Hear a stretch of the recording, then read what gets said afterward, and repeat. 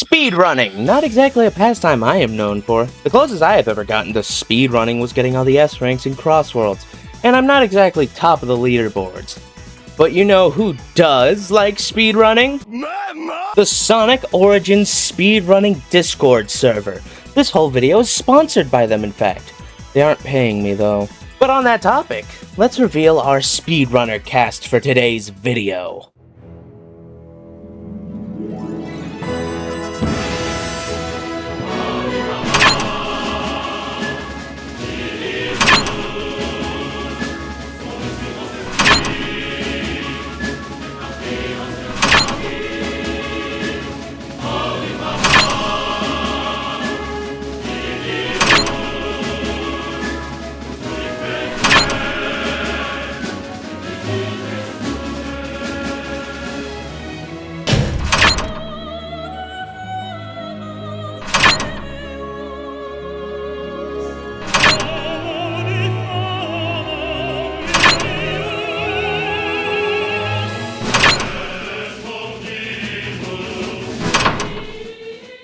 Quite the all-star cast, I would say, especially since all of them have some sort of world record, with Inception Kitten being the world record holder for Sonic CD as Knuckles, which is our actual topic for today's video, as I guess they need someone more charismatic to explain the tricks they discovered.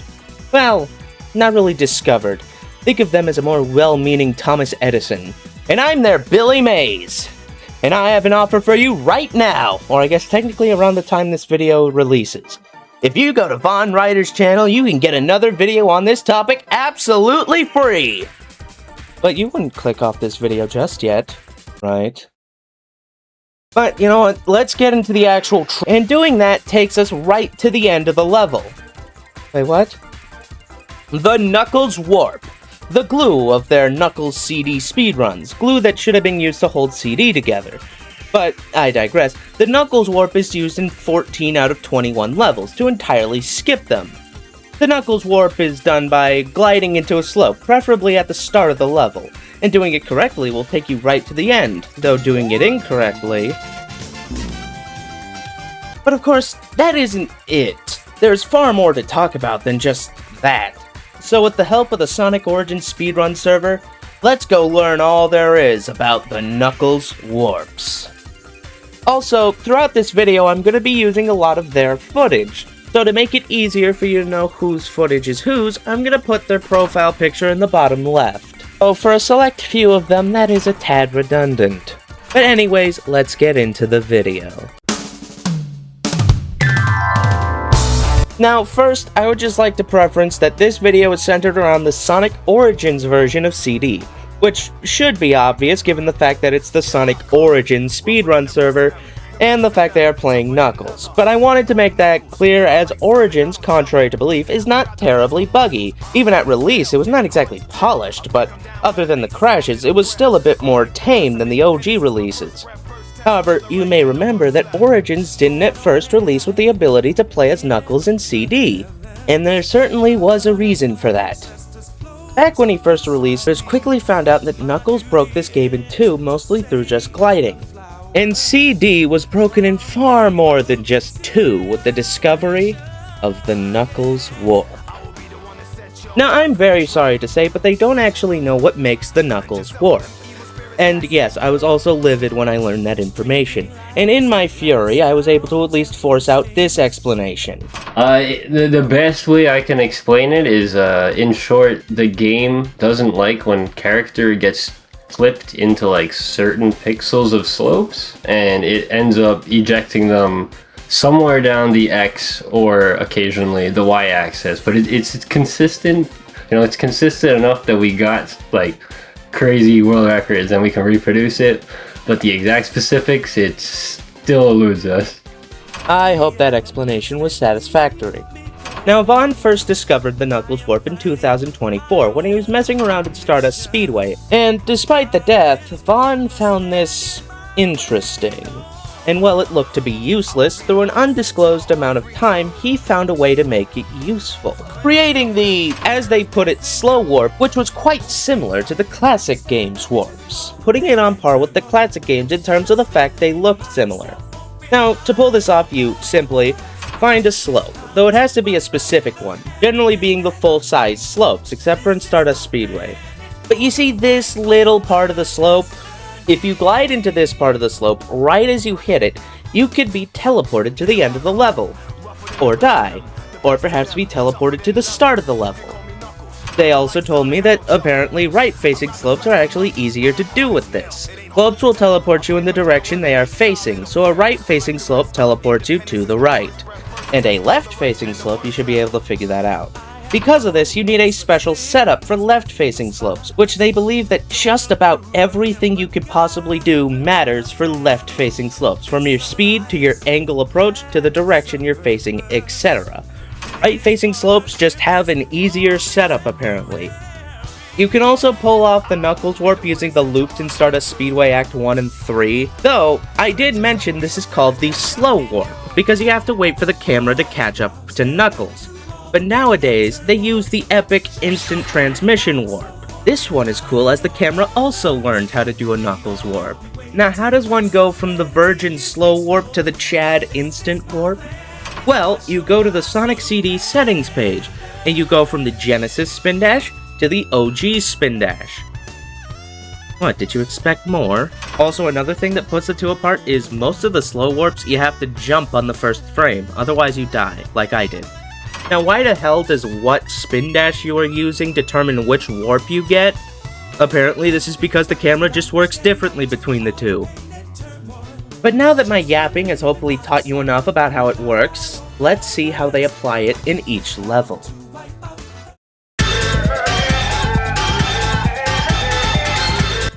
Alright, first of all, there isn't a warp in every level, as it's not used in Tidal Tempest, Wacky Workbench 3, and Metallic Madness.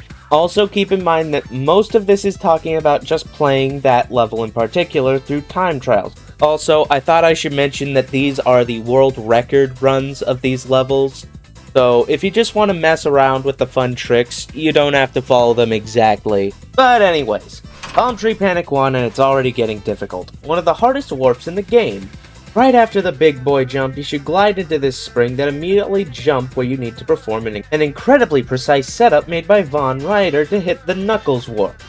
Now, once you do, you need to either do a frame-perfect jump or a frame-perfect pause preceded by a buffered jump to avoid falling and dying.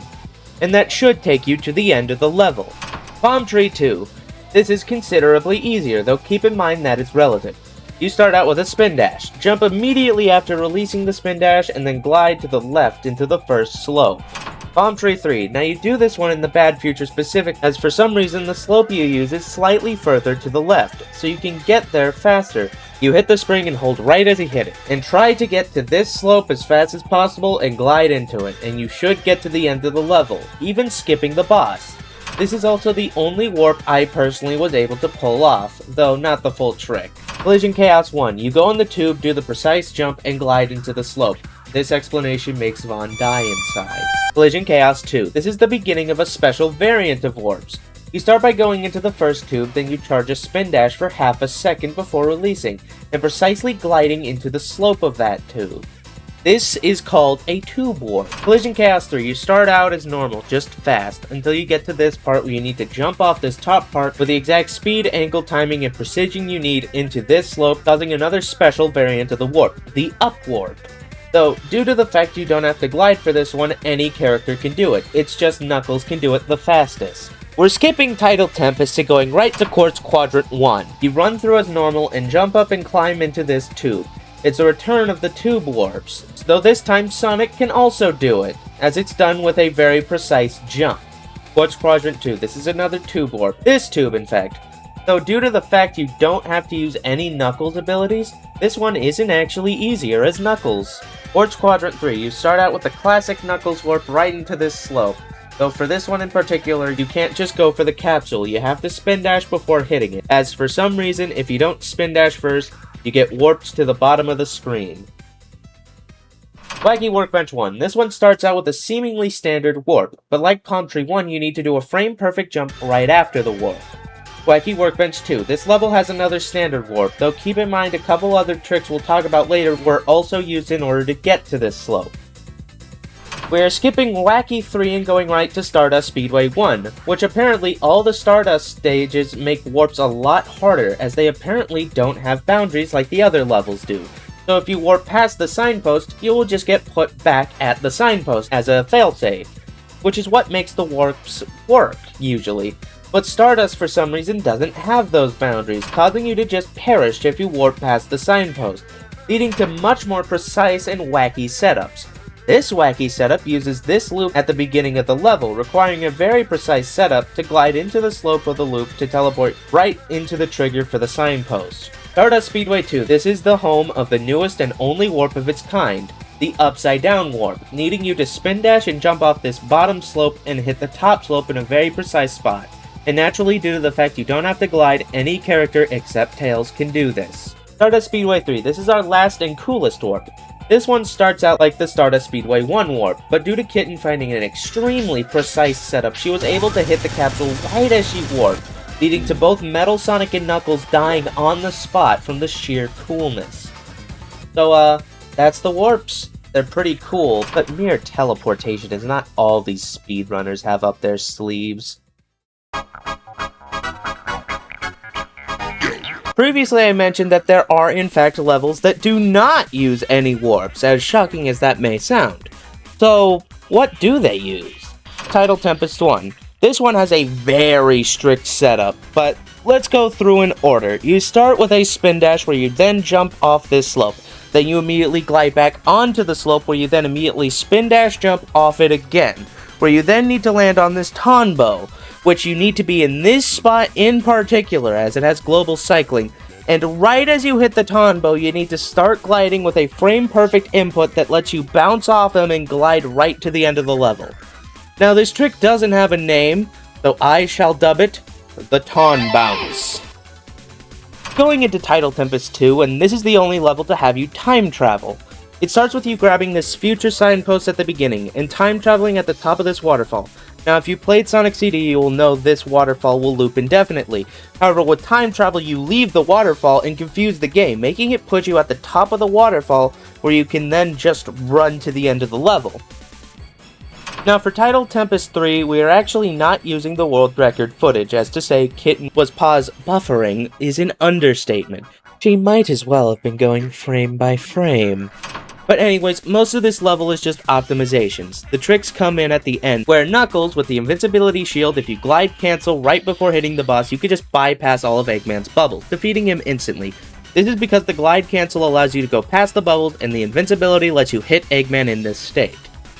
Back to Wacky Workbench 2, and to get to the Knuckles warp section, we employ two tricks. First, with this little launch pad, Timothy makes sure to get into it right after canceling a glide. Then once he reaches the end, he almost immediately starts holding left so he can land on this little bottom portion, so he can then glide over to these platforms, which these are on global cycling. I will let Timothy explain it. Their behavior and their starting spawning position, it operates on a global cycle. For example, if I restart the level when the platform is here, and I try to replicate the idle strat, see, the platforms aren't there and I need to wait until I can continue. Now, if I restart the level where platform is... Okay, give me a second, I missed... For example, here, I try to do the same thing.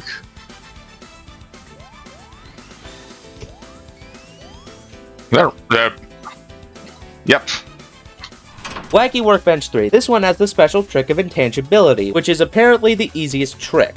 All you have to do is climb right up this specific spot of the bounce pad, which gives you intangibility to all level geometry, and also the ability to walk on air. So after landing on this platform, you can just walk past everything, including the boss, and it lets you jump right onto the capsule and win. The trick for Metallic Madness Act 1 is to get good. Also, for some reason, Metallic Madness in particular has a different starting position and route for Knuckles. Metallic Madness 2 has a trick where you spin dash jump off this flywheel and glide at just the right time to glide over all the level. Hanbo would be proud.